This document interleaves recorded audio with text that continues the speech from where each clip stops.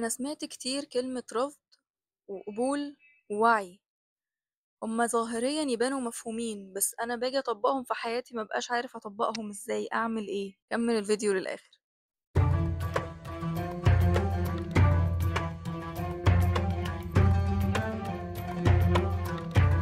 إزيك؟ حاسس بإيه دلوقتي؟ بالنسبة لي عايزة أفكرك بحاجة كلنا عملناها وإحنا صغيرين ولغاية النهاردة مأثرة على طريقة تفكيرنا. فاكر لما كنت بيقولولك مثلا أنت محتاج تصنف الألوان، إن مثلا اللون ده بنوصله بالحاجة اللي بنفس اللون، أو الحيوان ده بنوصله بنفس البيئة اللي هو بيجي منها.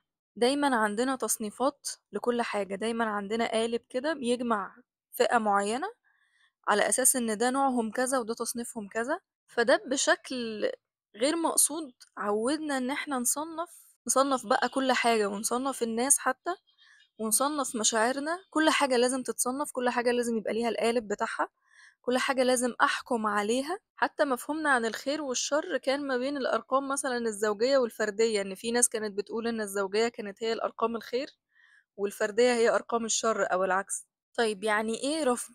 بمنتهى البساطة معناها إن أنا قفلت الباب على الاحتمال ده أصلا.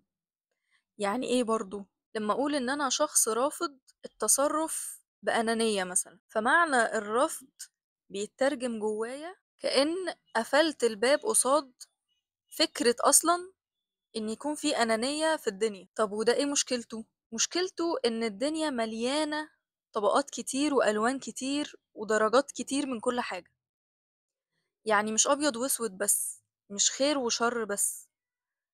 في قلب أو جوه الخير ممكن تلاقي معاناة، وجوه الشر اللي انت بتشوفه شر ممكن تلاقي الخير أو المعنى اللي يعيشك بعد كده بحكمة أكتر. فلما حد بيقفل على نفسه الباب بتاع احتمالية أو صفة أو أي حاجة ليها علاقة بحاجة هو شايفها أو مصنفها إن هي حاجة وحشة، زي الأنانية مثلا، فمعنى كده إن أنا رافض حتى المعنى اللي عكس الأنانية. يعني بمنتهى البساطة كأني قفلت الباب قصاد احتمالية إن أنا أتعلم من الأنانية دي كل الدرجات بتاعتها وكل الجوانب بتاعتها، واخد تجربة حياتية مكتملة.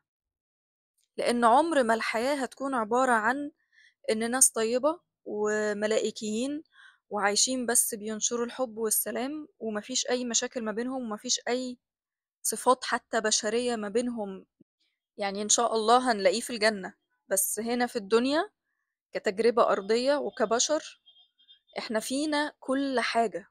كل بني آدم جواه كل حاجة بكل الدرجات بكل الأنواع والأشكال والأصناف. فمعنى إن هو اختار في الموقف الفلاني إن هو يخرج جانب نور منه أو صفة جيدة منه، ده معناه إن هو بيتقي الله، معناها إن هو أخلاقه عالية، معناه إن هو بيهذب نفسه، مش معناه إن هو خالي من التناقضات أو العيوب أو الدرجات التانية اللي ممكن تصنف إن هي سيئة أو رديئة. فبالتالي أنت ممكن تشوف شخص بيتصرف تصرف جميل جدا جدا، أو في عنده صفة جميلة جدا جدا، وفي نفس الوقت عنده صفة تانية في حتة تانية سيئة جدا جدا، أو ما بين البنين، أو الخلط ما بين كل حاجة. فإحنا كبشر هي دي تركيبتنا، وكل شغلك على نفسك بيبقى عبارة عن كده تهذيب وإصلاح لنفس. فالمفهوم بتاع الرفض معناه إن أنا قفلت الاحتمالية بتاعت إن أنا أتعلم من الحاجة دي جميع جوانبها وكل حاجة متعلقة بيها، سواء كانت في الخير أو في الشر أو في النص بكل الدرجات. فمعنى إن أنا رافض يعني أنا قفلت الباب، مش عايز أستقبل من الحتة دي أي حاجة نهائي. دي حاجة مش في مصلحتي، وحاجة المواقف بعد كده هتلزمني إن أنا أبطل أعمل كده، وإلا أنا اللي هتعب. لأن أنا نازل في التجربة الأرضية علشان أخوض كل حاجة وأقبل كل حاجة. طب يعني إيه أقبل؟ يعني إيه أقبل؟ يعني أنا موافق على وجودها كوجود، مش معناه إن أنا موافق إن أنا أخدها أو إن أنا أصدق عليها، لكن معناها إن أنا متقبل، يعني موافق إن الحاجة دي موجودة، وإن الشخص ممكن يطلع منه في موقف ما تصرف أو صفة مش ملائكية أو مش خير. ولو أنا حتى مريت بتجربة وصدر مني تصرف أو موقف مش هو اللي أنا متعود على نفسي حتى فيه، فأتقبل أو أوافق على إن دي حاجة موجودة في طبيعتي البشرية، وإن إزاي بقى بعد ما سمحت لوجودها أصلا إن هو يكون موجود، إزاي بقى أبتدي أتعامل معاها وأخليها تاخد منحنى أحسن أو درجة أفضل لو حصل الموقف مرة تانية يعني. طيب إيه اللي بيساعدني أصلا إن أنا أتقبل؟ هو الوعي. طب يعني إيه وعي؟ هل الوعي مجرد المعلومة؟ يعني مجرد إن أنا عرفت المعلومة يبقى أنا كده بقيت واعي بيها؟ لأ طبعا. استيعابك للمعلومة، على قدر استيعابك للمعلومة على قدر وعيك بيها، ووعيك بأبعادها المختلفة. فمثلا انت لاحظت في نفسك صفة الأنانية في موقف ما، ولاحظت ان هو كل ما بيحصل الموقف ده بيتكرر منك نفس التصرف أو نفس الصفة بتبتدي تظهر على السطح، فانت عايز تصلحها أو تهذبها أو تتعامل معاها بشكل سليم بحيث إن هي ما تظهرش قوي بالشكل ده في المواقف تاني. فهتبتدي تدور على إزاي أتعامل مع الأنانية، إزاي ممكن أتعامل معاها، إزاي ممكن أغيرها، إزاي ممكن أشوف الآخرين في حياتي وإيه قيمتهم في حياتي وإيه اللي أنا أقدمه ليهم. فدي كلها معلومات هتجمعها، هتعمل بحث معين، هتذاكر من مصادر مختلفة، هتتعلم. فأنت كده اتعلمت أو جمعت معلومة. هل أنت كده بقيت واعي بصفة الأنانية أو بإزاي أتعامل معاها؟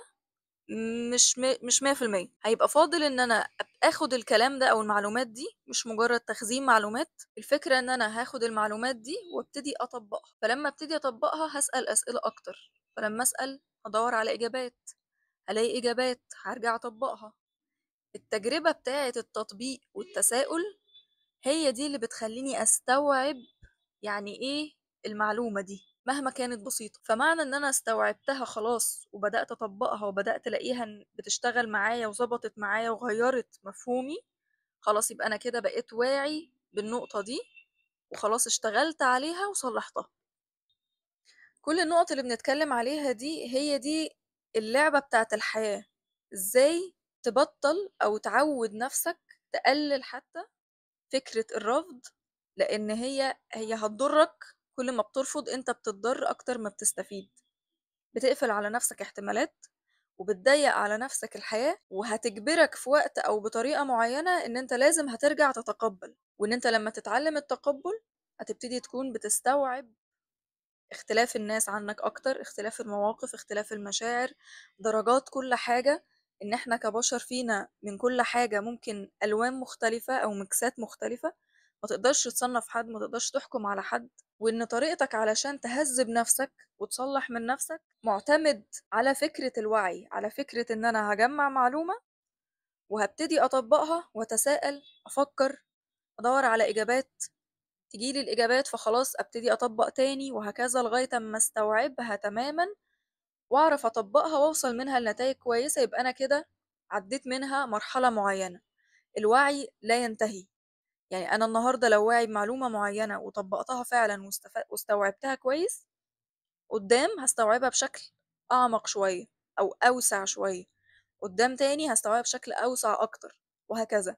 فالوعي رحلة لا تنتهي، تهذيب نفسك رحلة لا تنتهي، تقبلك لنفسك وللآخرين وللأقدار ولكل الاختلافات والدرجات اللي ممكن تقابلها في الدنيا، دي برضو رحلة لا تنتهي. تعودك ان انت ما ترفضش او تقلل احتمالية ان انت ترفض اصلا وجود الشيء، فدي محتاجة شغل وشغل لا ينتهي برضو.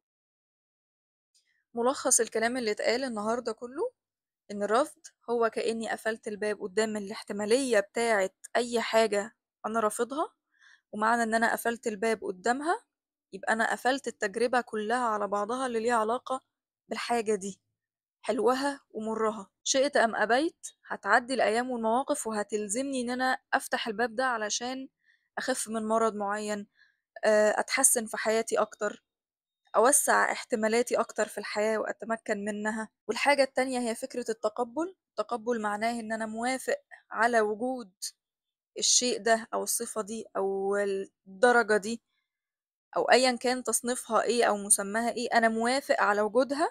مش شرط اكون موافق عليها ان انا اعملها، أو إن أنا أقبلها حتى في حياتي أو في خلال حدودي، لإن كل بني آدم بيحط الحدود اللي هو بيقبلها أو ما بيقبلهاش، سواء تصرُّف صادر منّه أو تصرُّف صادر من الآخرين. فمش معنى إن أنا حاطط حدود معيّنة أو في مبادئ معيّنة أنا عايزة ألتزم بيها، يبقى أنا كده هاوافق على كل حاجة في الدنيا وخلاص يبقى أنا كده مستوعب كل حاجة. الموضوع مش كده، أنا موافق إن هي موجودة، إن في ناس ممكن يكون ده اختيارهم، إن أنا ممكن في وقت من الأوقات يكون ده اختياري، فأنا موافق على إنها موجودة أصلًا في المطلق. والحاجة التالتة هي فكرة الوعي. الوعي المقصود منه مش تجميع معلومات ولا نقل معلومات، الوعي الهدف منه أو المقصود منه إن أنا أتعلم الحاجة، أطبّقها، أسأل، أفكّر، أستوعبها كويس أوي، يبقى أنا كده جِبت فيها أول مرحلة.